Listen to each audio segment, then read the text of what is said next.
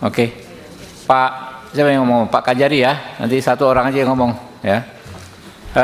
Pak Kajari, mungkin nanti dijelaskan saja Pak, yang sebagaimana saya sampaikan di pengantar tadi. Ya. Ini penerapan hukumnya seperti apa? Di satu sisi kita harus sampaikan bahwa kita sangat mengapresiasi prestasi BNN. Ya. Ini prestasi yang sangat luar biasa, mengungkap kasus yang demikian besar. Kita juga sampaikan terima kasih ke BNN. Yang menjadi pertanyaan masyarakat itu penerapan hukumnya, Pak. Ya, ini kan kalau dilihat dari peran berat ringannya gradasi kesalahan itu kan, secara logikanya yang disampaikan Pak Deputi tadi, pelaku utama pastilah Jekitan, karena kan dia mengendalikan semua. Di bawahnya Jekitan itu kan ada Pong, Pang, dan si Captain. Kaptennya kan yang ngajak si Pandi.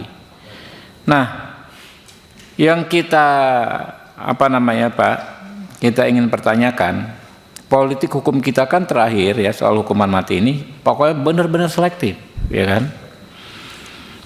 Kita tetap ada hukuman mati, ya tapi untuk bandarnya, untuk ininya segala macam yang paling bertanggung jawabnya. Itu debat di sini 5 tahun Pak Kajari di Komisi 3 ini. Nah, kalau sekarang kan di Jekitan kan belum tertangkap, masih DP, belum disidang, ya kan ya. Tuntutan terhadap yang layar kesekian si Pandi ini saja hukuman mati, ya kan ya. Publik, ya, kami menyuarakan suara publik, suara rakyat Pak. Rakyat mempertanyakan itu gimana implementasi hukum dalam kasus tersebut. Kadar kesalahannya berbeda jauh, ya kan ya.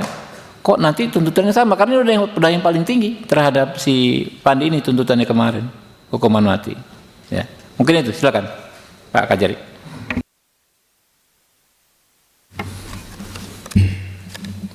Assalamualaikum warahmatullahi wabarakatuh. Namo Buddhaya, salam kebajikan, Om Swastiastu. Yang terhormat pimpinan Komisi 3 DPR RI, yang terhormat anggota Komisi 3 DPR RI, serta seluruh hadirin yang berbahagia. Izin pimpinan, kami sesuai dengan pertanyaan tadi, kami melakukan tuntutan mati terhadap keenam terdakwa tersebut, sebagaimana yang dijelaskan oleh Deputi Penindakan Pemberantasan BNN RI, bahwa berdasarkan fakta persidangan, pimpinan, dari fakta persidangan, mungkin izinkan kami menyampaikan beberapa hal dalam fakta persidangan terungkap, dan kemudian juga dari keterangan ahli pidana. Mohon izin pimpinan, bahwa dalam fakta persidangan terungkap terdakwa adalah lulusan pelayaran Aceh, Politeknik Pelayaran Malayati, yang mana terdakwa mengetahui seluruh persyaratan administrasi untuk bekerja sebagai pelaut, serta terdakwa juga memahami terkait peraturan yang mengatur tentang muatan, jenis kapal yang berlaku, dan tidak hanya secara nasional tetapi juga internasional. Bahwa dalam fakta persidangan, terdakwa telah mulai bekerja semenjak berangkat ke Thailand tanggal 1 Mei tahun 2025 bersama dengan terdakwa lainnya, dan sejak tanggal 2 Mei 2025 terdakwa menginap di Hotel Sakura, Thailand selama lebih kurang 10 hari. Selama periode 1 sampai 10 Mei 2025 terdakwa berada di Thailand dan sempat jalan-jalan juga ke Malaysia menggunakan bus Thailand, pimpinan. Bahwa terdakwa Fandi Ramadan sebagai seorang pelaut dan juga merupakan lulusan Politeknik Pelayaran Malaya Hayati, serta telah memiliki buku pelaut serta tanda identitas seorang pelaut yang sedang berlayar. Di dalam fakta persidangan, buku pelaut milik terdakwa Fandi Ramadan tidak ada COP dari otoritas kesyahbandaran setempat, di mana dapat dinyatakan bahwa bekerja di kapal Sea Dragon tidak sah karena tidak melalui prosedur yang sah.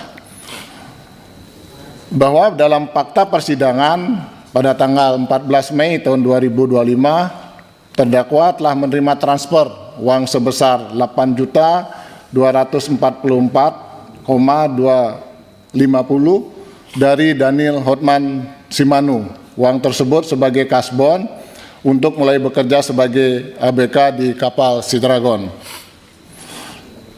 Sedangkan di dalam legal agreement yang ditandatangani oleh terdakwa Pandi Ramadan mendapatkan gaji sebesar 2.000 USD per bulan. Namun pada saat perjalanan, kapten kapal menyampaikan kepada Pandi Ramadan dan terdakwa lainnya apabila barang ini sampai di tempat tujuan akan mendapatkan bonus sebesar 1 bulan gaji. Bahwa terdakwa Pandi Ramadan bertugas sebagai ABK di bagian mesin kapal, berangkat menuju ke Phuket dengan perjalanan selama 3 hari. Sesampai di tengah laut Phuket, kapal sempat berhenti sebagaimana yang dijelaskan oleh penyidik dari BNN pimpinan. Mungkin kami langsung kepada fakta persidangan dari ahli pidana yang menjadi dasar kami juga melakukan tuntutan mati tersebut, pimpinan, bahwa unsur kesalahan yang bersifat subjektif dapat dinilai dari perbuatan nyata pelaku, sehingga batin dan sikap batin pelaku dapat disimpulkan dari rangkaian perbuatannya. Yang kedua, bahwa perbedaan antara dolus, kesengajaan, dan kulpa kealpaan terletak pada sikap batin pelaku terhadap akibat perbuatannya, namun keduanya sama-sama merupakan bentuk kesalahan dalam hukum pidana. Yang ketiga, bahwa dalam konteks permufakatan jahat dan turut serta, keduanya sama-sama didasarkan pada adanya kesepakatan atau kerjasama sadar dalam melakukan tindak pidana, sehingga tidak selalu perlu dibuktikan secara terpisah sepanjang terdapat fakta kerjasama tersebut. Yang keempat, bahwa konsep permufakatan jahat maupun turut serta lebih banyak dirujuk pada putusan pengadilan, termasuk putusan Mahkamah Agung dalam praktek pidana. Yang kelima, bahwa dalam menentukan pasal yang dikenakan terhadap pelaku harus dilihat keseluruhan rangkaian peristiwa, bukan hanya pada awal kejadian melainkan hingga akhir kejadian.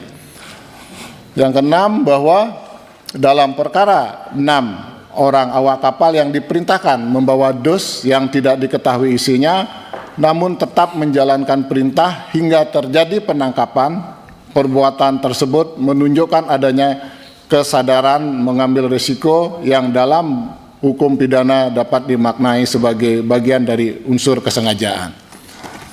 Yang ketujuh, bahwa ketidaktahuan awal dari isi barang tidak serta-merta menghapus pertanggungjawaban pidana, apalagi pelaku tetap melanjutkan perbuatan dan menyadari adanya risiko hukum. Yang ke-8, bahwa ketidakmampuan menolak perintah tidak serta-merta dapat dikualifikasikan sebagai paksaan menurut pasal 48 KUHP kecuali terdapat paksaan fisik yang nyata dan menyebabkan pelaku tidak memiliki pilihan lain. Selanjutnya yang ke-9, bahwa paksaan psikis pada prinsipnya tidak termasuk dalam pengertian paksaan sebagaimana dimaksud dalam pasal 48 KUHP. Dalam penilaian atas hal tersebut merupakan kewenangan majelis hakim.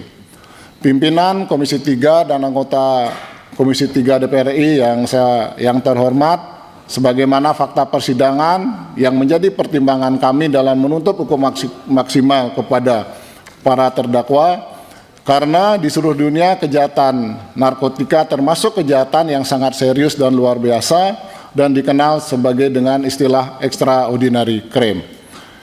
Karena tindak narkotika dapat mengakibatkan kerusakan kesehatan manusia, merusak generasi muda, dan di lain sisi narkotika merupakan bisnis yang sangat menguntungkan bagi jaringan peredaran gelap narkotika dan sangat merugikan bagi negara. Mungkin itu pimpinan yang menjadi dasar kami untuk melakukan tuntutan maksimal terhadap 6 para terdakwa, Pak. Ya, ini ada Pak Muhammad Arfian ya. Ada yang ingin disampaikan, Pak? Ya, silakan. Bismillahirrahmanirrahim. Assalamualaikum warahmatullahi wabarakatuh.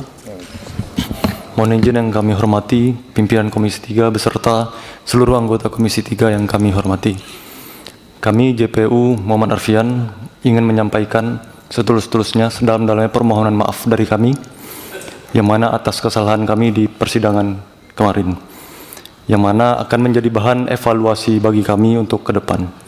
Selanjutnya kami telah dilakukan pemeriksaan dan dinyatakan bersalah oleh Jamwas serta sudah diberikan atau dijatuhi hukuman disiplin.